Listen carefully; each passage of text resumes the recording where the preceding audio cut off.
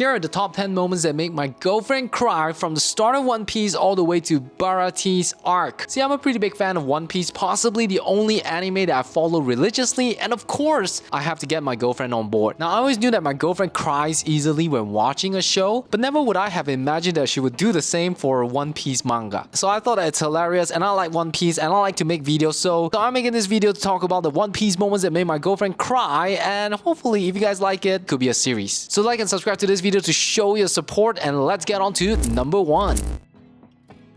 When Shanks was humiliated by the bandits in Foosha Village, he did not retaliate and even told Luffy, "It's just a bottle of sake, there's nothing to get worked up about." Soon after, however, when Luffy was in a less fortunate situation with the same bandits, Shanks turned up to defend him. The reason that got him so mad wasn't the fact that the bandits were causing trouble as they normally would, but rather it was because the bandits were messing with his friends. Seeing that moment of someone standing up for the people he truly cared about is what got my girlfriend to shed tears. It shows how noble Shanks can be in protecting the people that he and the red-haired pirates care about. And even though he was smiling before showing his true colors, you can see how scary and intimidating Shanks can be with that polite smile. If this moment got my girlfriend to cry, I can't wait until she reaches the Marineford arc and sees what Shanks did.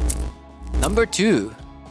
When Zoro first appeared in One Piece, he looked anything but a good guy. With his bandana covering his face and a menacing glare, he gave off serious villain vibes. Even Koby warned Luffy that if Zoro was free, he might kill him. Zoro was tied up because he killed Helmepol's pet wolf to protect a little girl named Rika. To ensure she wouldn't be harmed, he got himself arrested, agreeing that if he survived for a month, he'd be set free. What makes this scene so touching isn't just Zoro's fearlessness, but it's his quiet act of kindness. When Luffy found him, Zoro asked him to feed him the rice ball that Rika made for him, which Helmepol had stomped into the dirt. Zoro even told Luffy to let Rika know that the rice ball tasted really good. And that's what made my girlfriend cry. And if this scene got to her, I can't wait to see her reaction when Zoro faces Kuma. Number 3. After Luffy and Zoro defeated Morgan, they retreated to Rika's home with Koby to enjoy a hearty, well-deserved meal. During the meal, Zoro asked Luffy about his next move. He casually replied that he was heading for the Grand Line. Koby, shocked, called it a crazy idea, yet beneath that shock, you could see how Luffy's boldness inspired Koby, teaching him to pursue his own dream. The moment felt uplifting until it was abruptly interrupted by a marine officer demanding the pirates leave immediately. Without hesitation, Luffy and Zoro complied, making their exit without even acknowledging Koby. Knowing Koby's dream of becoming a marine, Luffy and Zoro realized it wouldn't be wise to openly show their friendship with him, but Luffy went beyond just keeping quiet. To help Koby in his own way, he chose to provoke by telling the truth of Koby's past. He pushed Koby to the point where Koby hit him, making it clear to the Marines that they weren't friends at all. Convinced, the Marine ordered them to leave. Once Koby had earned their trust, he ran after Luffy and Zoro to thank them, though the Marines followed close behind. And that's the moment that brought my girlfriend to tears. And I can't wait to see her reaction when Koby finally faces Akainu. Number 4.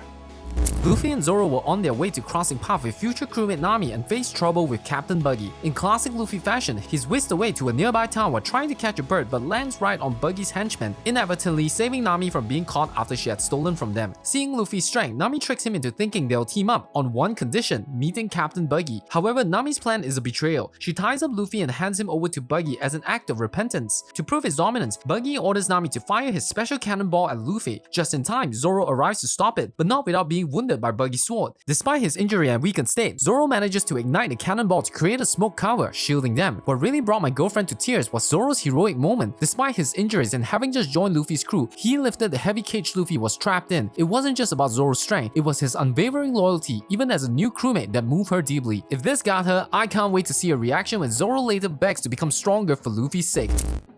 Number 5.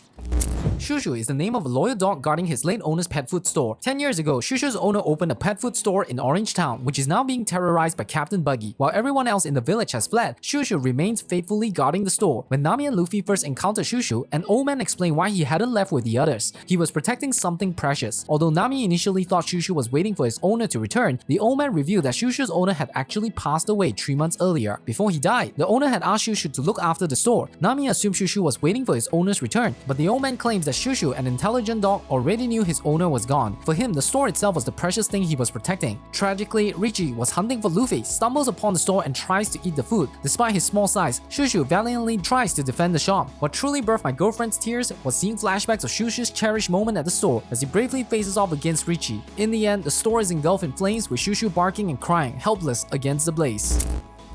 Number 6. Usopp regularly visits Kaya, a bedridden girl suffering from an illness, to share stories about his future adventures. Even though these tales are fictional for now, they bring joy to Kaya, who eagerly listens from her bed. However, Kaya's strict butler Kuradore disapproves of Usopp and forbids him from visiting her, claiming it's for her protection. When Usopp meets Kaya outside her room, her face lights up with excitement, and she couldn't wait to hear more of his stories. Things take a turn when Kuradore discovers Usopp is there. He starts berating Usopp, insulting him by calling him the son of a filthy pirate. Usopp's anger builds, but what really crosses the line is when Kuradore accuses Usopp of being poor and only wanting money from Kaya. Kaya herself demands that Kuradore apologize, but instead he digs deeper, mocking Usopp's father even more harshly. Unable to hold back any longer, Usopp punches Kuradore, defending his father's honor. With rage and pride, Usopp declares that he's proud to be the son of a pirate. This moment where Usopp stands up for his family is a perfect example of the saying, "Insult me all you want, but never insult my family." If this got my girlfriend, I can't wait to see her cry on Ace's backstory. Number 7.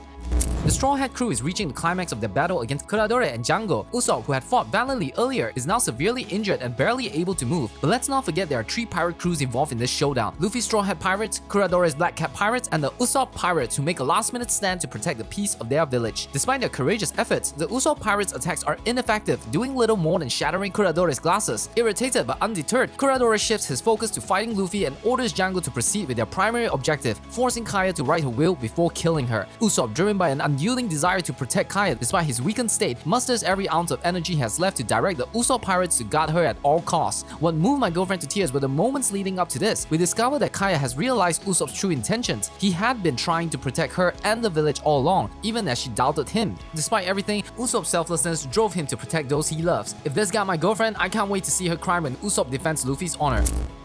Number 8. While my girlfriend had shed tears over some of the smaller stories before, Usopp's backstory unleashed a wave of emotions like never before. Right after Usopp joined the Straw Hat crew and left Syrup Village, Kaya and Mary watched from the edge of a hill to bid him farewell. It was then that Mary shared Usopp's heartbreaking life story with Kaya. When Usopp left the village, Usopp faced another devastating blow, the loss of his mother. A young Usopp, desperate to keep his mother's spirit high, would shout that pirates were coming, implying that his father was returning, despite knowing it was a lie. His mother, understanding his intentions, told him not to say such things because his father wasn't coming back. Yet she expressed how proud she was to have married Usopp and wished she could live to see Usopp grow up to be as brave as his father. Tragically, she passed away soon after. Mary continues to explain that out of this grief, Usopp kept up with his lies, shouting that pirates were coming in the hope that one day his father might truly return to take him away. The story takes an even more touching turn when we learn that the villagers who outwardly expressed annoyance at Usopp's tall tales actually understood and empathized with the reason behind his lies. This revelation unleashed a torrent of tears from my girlfriend. Number 9. The Straw Hat crew was enjoying a peaceful meal until Dawn Creek arrived, followed by Mihawk, the strongest swordsman in One Piece. Up until this point, my girlfriend already knew how determined Zoro was to claim that title. But when Zoro challenged Mihawk, all Mihawk needed at first was a tiny dagger to face him. Even with that, he managed to stab Zoro, who was fighting with everything he had, yet couldn't land a single hit. As Zoro fought on, my girlfriend could feel the intensity, but deep down, she knew there was no way he could win. Flashbacks of Zoro's ambition and purpose, his dream to become the strongest, only made it harder to watch. Seeing how far he still was from his goal felt devastating. Even Luffy couldn't contain his anger as Mihawk insulted Zoro, and it boiled over when Mihawk used Yoru to cut through Zoro's body. What broke her completely though was Luffy's reaction. His fury for his nakama showed just how much he cares, but the defining moment was when Zoro, bloodied and defeated, told Luffy not to worry and swore that he would never lose again. She cried as much as the ocean surrounding Baratie, and I can't wait to see her reaction when she sees Zoro's wound in the next arc. Number 10. When we see a flashback of Sanji's past, he was a boy who worked as a ship's cook. Being young, Sanji wasn't too fond of the idea of eating other people's leftovers and had not learned to be frugal yet. When Red Leg Zeff, captain of the cook pirates, invaded Sanji's ship to take all the valuables but not the food, Sanji was not going to sit still and be killed by them. So he decided to take a stand by wielding a kitchen knife for a fight. Red Leg Zeff didn't hold back and kick him, but what started the storm in my girl's eyes was seeing Sanji's relentlessness, not wanting to die and determined to find All Blue one day. Shortly after, a strong wave swept Sanji and Red Leg Zeff away to a god-forsaken rock. The only way to survive was with the food in the bag. Zeff's share was much bigger, leaving Sanji with a small bag of food, which lasted less than 30 days. 40 days later, Sanji decided to go over to Zeff's side, only to see that the bag containing the food was still in abundance. However, to his surprise, it was nothing but treasure, and Zeff had eaten his own leg instead. As Sanji cried why, so did my girlfriend's tears. The reason Zeff saved Sanji was because Sanji shared the same dream as Zeff. If this is how they met, I can't wait for my girl to see how they say goodbye. Subscribe to Anime Japan for more One Piece moments and will make her cry.